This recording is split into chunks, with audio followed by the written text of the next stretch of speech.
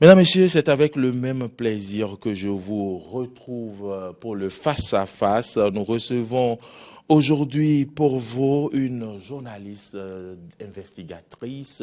Et donc, le thème, c'est gare routière au Bénin, des taxes abusives collectées en toute impunité. Et pour en parler, elle est sur ce plateau, Marie-Louise Bidias. Bonjour. Bonjour. Un plaisir de vous retrouver et de vous recevoir pour la première fois sur Eden TV. Dites-nous, quelles sont vos impressions déjà? Je crois j'ai été bien accueillie. C'est vrai que je vous suis tout le temps, mais c'est vraiment un plaisir et je vous remercie de m'avoir invité ce matin. Vous avez fait une investigation sur les gares routières, des taxes abusives collectées en toute impunité. De quoi retourne cette enquête? J'allais dire. En fait, c'est une enquête et j'ai été sélectionnée par un appel à projet de la Maison des médias financé par Osiwa. Donc, il fallait faire des enquêtes sur la lutte contre la corruption. Et c'est dans ce cadre que j'ai choisi ce sujet sur les gares routières.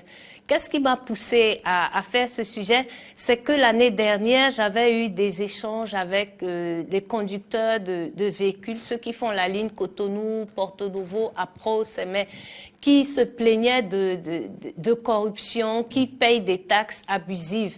Et j'ai été vraiment fort étonnée parce qu'on emprunte tout le temps ces moyens de transport, mais on ne connaît pas la face cachée. Et je me suis dit, bon, je vais me lancer dedans, comme je fais déjà de l'investigation. Et donc, vous avez décidé de venir nous faire découvrir la face cachée. Et que cache donc cette enquête? Qu'avez-vous récolté comme résultat? En fait, d'abord, je me suis rendu compte que c'était vraiment un autre monde. Et j'ai découvert, je veux dire une chose, c'est qu'au Bénin, la gestion des gares routières, elle est aux communes.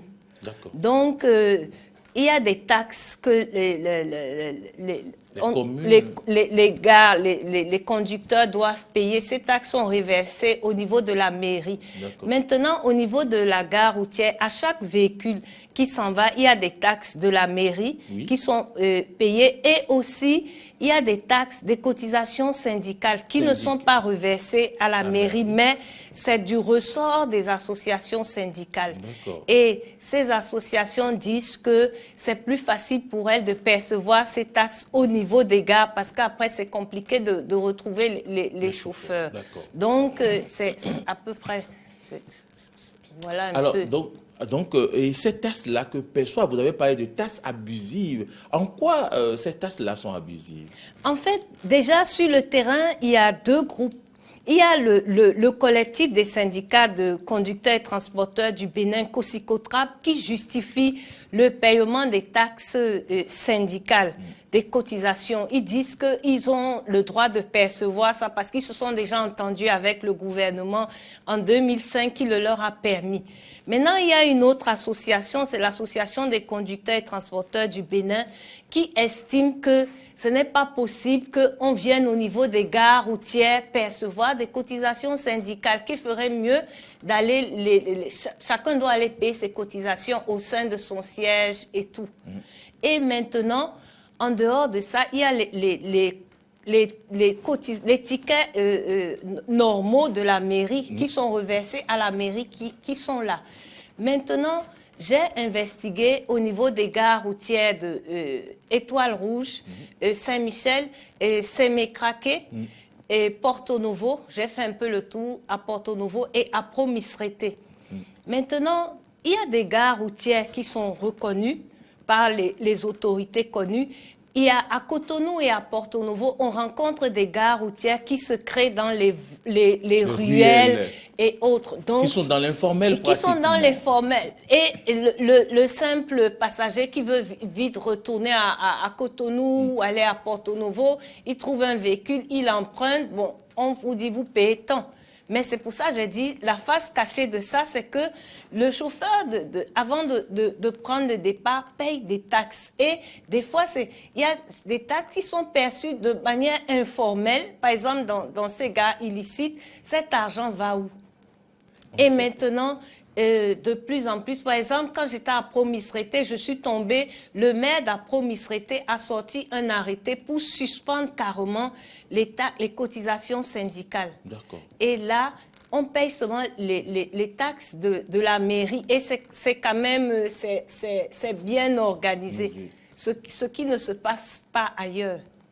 Et les chauffeurs quand même ont une association, je vais dire, eux aussi ils ont leur syndicat, ou bien c'est ça? Oui, c'est d'ailleurs leur syndicat qui perçoit les taxes là. Oui. Mais les chauffeurs même, eux-mêmes, est-ce que face à ces situations où par exemple on leur prend des taxes dans des ruelles, c'est parce que eux-mêmes ils contribuent à ça, ils sont favorables à ces genre de situations? Quelle réaction ils ont? En fait, ils disent que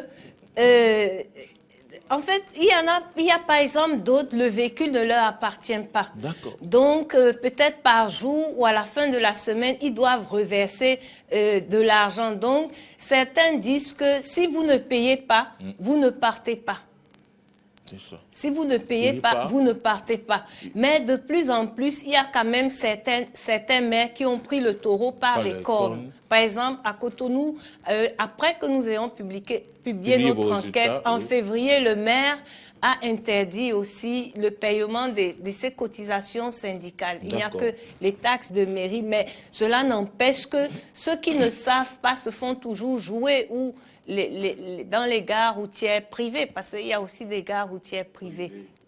Alors donc, vos résultats après la publication de vos enquêtes déjà, ça a servi déjà à des maires qui ont pris déjà certaines décisions, mais selon vous, et d'après ce que vous avez observé au cours de votre enquête, qu'est-ce qui reste à faire et quelles sont les difficultés que vous avez surtout rencontrées dans l'accomplissement de cette tâche? En fait, déjà, je voudrais dire que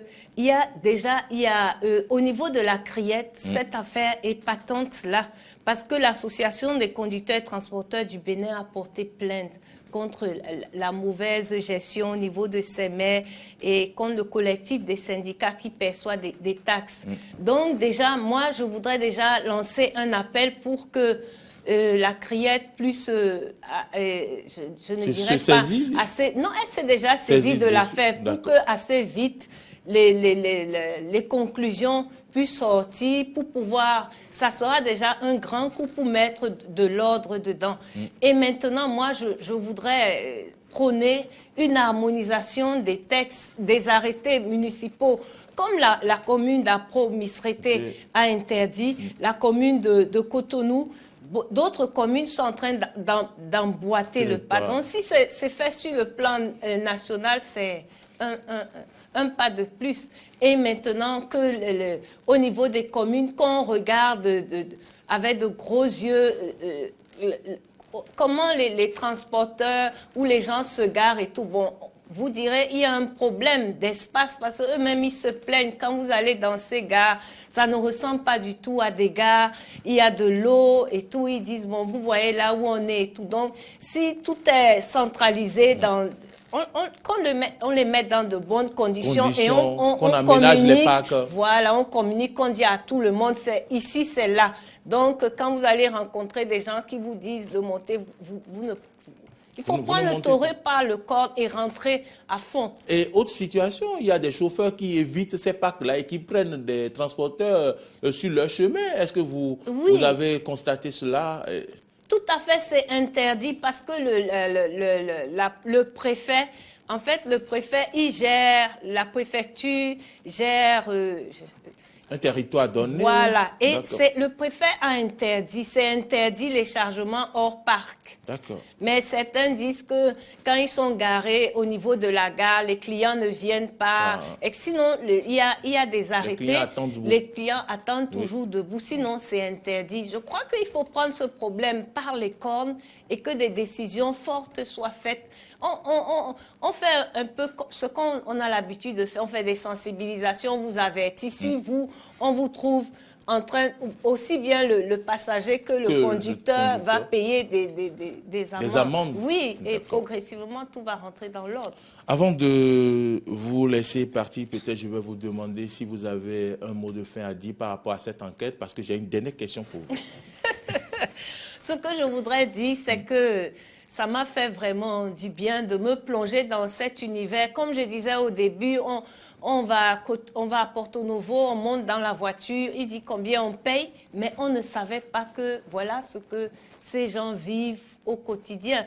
Donc, moi, je voudrais juste lancer un appel aux autres journalistes comme moi de faire aussi de l'investigation. Parce que pour moi, je crois que l'investigation, pour nous, c'est ce qui va nous crédibiliser de plus en plus avec les réseaux sociaux, les Android ou n'importe qui. Oui, et ils envoient des images, ils mettent des tests alors qu'ils ne sont pas journalistes. En faisant l'investigation, on fera la différence. Et vous êtes plus, ce que vous dites est plus crédible. Oui. Parce que vous êtes allé toucher du doigt les réalités. Alors, je ne vais pas vous laisser partir, Marie-Louise Bidias, sans vous poser une dernière question qui concerne ce qui alimente, ce qui a alimenté cette dernière semaine, l'actualité, le harcèlement sexuel en milieu professionnel. Je sais que vous n'avez pas votre langue dans votre poche. Est-ce que vous êtes harcelé dans votre milieu professionnel? Moi, je ne suis pas harcelée parce que moi, je dis, il faut se défendre. Hein. Moi, je dis, il faut se défendre, il faut s'imposer et tout. Moi, quand j'ai commencé dans la presse, si quelqu'un me dit, je dis, hey, attention, là, je suis en train de travailler, si ça ne va pas, je vais porter plainte. Il faut prendre, c'est un métier masculin. Et nous sommes dans un métier masculin et tout. Bon, ben, évidemment, il y a des réalités qu'on n'en disconvient pas, mais je crois que de plus en plus, il faut dénoncer, il faut dénoncer, il faut pas se laisser faire, il faut pas accepter et tout. Moi, de toute façon, moi, j'ai pas ma langue dans la poche parce que moi, j'ai grandi au milieu des garçons. Donc, j'étais la seule fille au milieu de mes frères. Donc, j'ai appris à me défendre déjà étant toute petite. Donc, en rentrant dans la presse... On ne marche pas sur vous. Non, c'est pas ça, mais bon... Voilà ce que je peux dire. Merci infiniment d'être venu vous prononcer, nous exposer un peu les résultats de vos recherches par rapport aux gares routières au Bénin, des taxes abusives collectées en toute impunité. Nous avons reçu pour vous, Madame, Monsieur, Marie-Louise Bidias, elle est journaliste investigatrice. Merci d'être venue, Marie-Louise. Merci beaucoup. À moins que vous ayez... Non. D'accord, c'est bon. D'accord. Allez, mesdames, messieurs, c'est fini pour ce face-à-face. Attendez, on va clôturer ensemble. C'est fini pour ce face-à-face, mesdames, messieurs. Et merci de nous avoir suivis. Tout à l'heure, on va retrouver Cano, François Rumboué-Rintor pour Bouillon de Culture. Et j'espère que Laurent Roland, Tony Iquet, c'est dans notre... quelque part dans la maison pour qu'on parle de l'humour. Et après, on va vous ouvrir l'antenne. Merci de nous avoir suivis. À tout de suite.